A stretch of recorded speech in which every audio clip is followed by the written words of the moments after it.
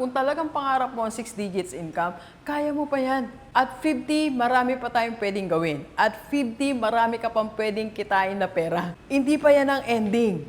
Okay? So, Doc, anong gagawin ko? Magsimula ka sa Saturday mo.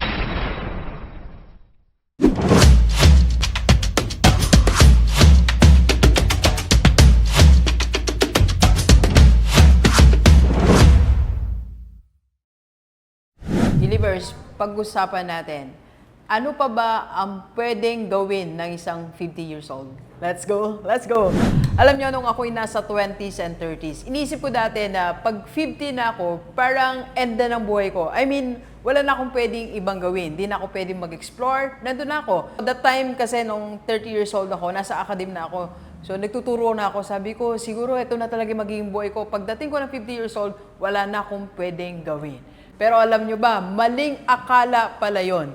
Mali na isipin natin na pag 50 na tayo, wala na tayong pwedeng gawin. Napakadami pa po natin palang pwedeng gawin at age 50. So sa lahat ng mga 50 years old, sino po dito ang 50 years old? Ito po ay isang reminder sa ating lahat na 50 years old. Marami pa po tayong pwedeng gawin. Okay, so tinan natin balikan natin ang sinabi ni Jim Rohn. Ito, basahin ko sa inyo ng mismo. Sakto kung paano niya sinabi sa isa sa kanyang mga videos. Okay? So sabi po ni Jim Rohn, big challenge sa buhay natin. It's a challenge. Okay?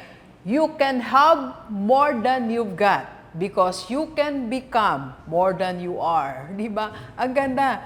You can have more than what you are right now. More than what you have right now. Alam nyo kung bakit? Kasi kaya mong improve ang sarili mo. So pag na-improve po natin ang sarili natin, kahit 50 na tayo, we can still improve our life. Marami pa tayong pwedeng gawin. The problem is, kaya naiisip natin na wala na tayong pwedeng gawin at age 50 because at age 50, we stop improving ourselves. Nanatili na lang tayo kung paano tayo nung tayo 30s, nung tayo 40s. Hindi na tayo nag-aim ng improvement sa buhay natin. Okay? So, Doc, ano ang dapat nating gawin? Ito po, meron ako ditong 4 na suggestions. Para at age 50, meron pa tayong mga kayang gawin. Alam nyo si Doc, mag-51 na po ako. Pero feeling ko, parang dami ko pang pwedeng gawin. Ang dami ko pang gustong puntahan. Parang life begins at 50. Sabi ko nga, nung 40 ako, sabi ko, life begins at 40 pala. Hindi pala, mas meron ka pang ibang pwedeng gawin at 50. Kanina papunta po kami dito, sabi ko kay Direk, Direk, 50, kasi sabi niya sa akin, Doc, mag-51 ka na uli malapit na. Sabi ko, alam mo, Direk, sabi ko, parang ang dami ko pang pwedeng gawin. Ang dami kong gustong gawin at age 50. Okay? Sabay-sabay tayo. Sabay si Rockstar. Alright? Let's go. Okay, so unang-una, ano pa yung pwede natin gawin? At 50, so you have to look good or look better. Pwede pa nating ma-improve ang physical appearance natin, di ba? Ang dami natin pwedeng puntahan na pwedeng mag-improve ang kutis natin, pwedeng mag-improve ang face natin, damit natin, yung edad hindi, yung medyo bumata ka ng konti, di ba? Magdamit ka ng mas babata kang tingnan.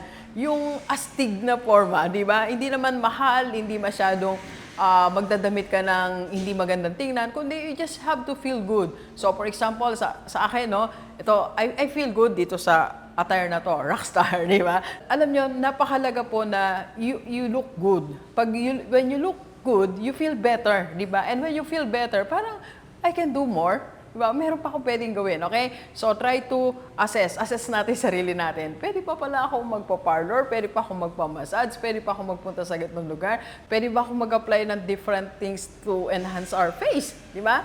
Alright? So, you have to look good, okay? Para mas marami pa tayong pwedeng gawin. Okay, so second, pwede pa tayo maging physically fit. Hindi pa yan yung end body natin. So, pwede pa tayo magkaroon ng toned muscle. Yung kahit 50 years old ka na, yung muscle mo, pwede mo pa rin i-toned. Alam nyo ngayon, feeling ko, mas nag-improve po ang aking mga muscles. Unlike nung 30s, nung 40s. So, na-share ko na before noon, when I was in my 40s, 50, nasa gym pa rin ako. Bumalik ako sa gym ngayon kasi naging busy tayo for the last few months. Pero bumalik ako sa gym. So, bigyan mo ng time yung gym, bigyan mo ng time yung sarili mo para mag-improve tayo physically. So, pwede pang mabawasan ng mga fats natin, yung mga taba-taba natin, pwede pa yung mabawasan. Yung mga nagsasag na muscle, pwede pang mawala yan. Okay? So, physically fit pa rin tayo at age 50. Huwag kang mag-settle sa katawan kung na yan, kung hindi ka komportable. Alright? And third, ito po, in terms of finances, pwede pa rin tayo magkaroon ng 6-figure income. Kung talagang pangarap mo ang 6 digits income, kaya mo pa yan. At 50, marami pa tayong pwedeng gawin. At 50, marami ka pang pwedeng kitain na pera. Hindi pa yan ang ending. Okay? So, Doc, anong gagawin ko? Magsimula ka sa Saturday mo. Yung Saturday mo, gamitin mo to earn money instead of spending 2,000, instead of spending 3,000. Okay? You have to earn 5,000 every Saturday. Kaya mo pa yan. Doc, paano? Kaya mo po yan. You just have to explore your skill. Marami kang pwedeng gawin. At 50, ang dami mong connections, ang dami mong pwedeng gawin. You have to launch. Okay? Alright? And last po, pero bago yan, magkape muna tayo dito sa Americana. Kape po.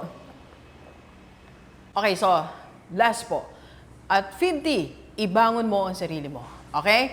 Para mas makagawa ka ng maraming bagay, ibangon mo yung sarili mo. Ibangon mo yung sarili mo, alisin mo sa masamang bisyo. Okay?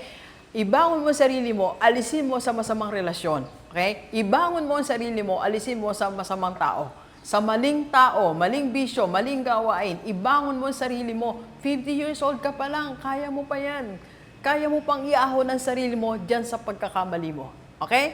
Alright, so sa atin pong lahat, edad 50, marami pa tayong pwedeng gawin. And we can help you po. You can join my team, IMG Rockstar. It's a community ng mga 40, 50, and even 60. Meron pa more than 60 na ngayon bumabangon para magkaroon ng mas maayos na buhay. Okay? PM na sa personal FB ko po. Let's go, let's go. Kape po tayo, kape po. Thank you for watching. We are inviting you to attend our free webinar on how to save and invest the right way and how to avail sa Kaiser. PM na sa personal FB ko po.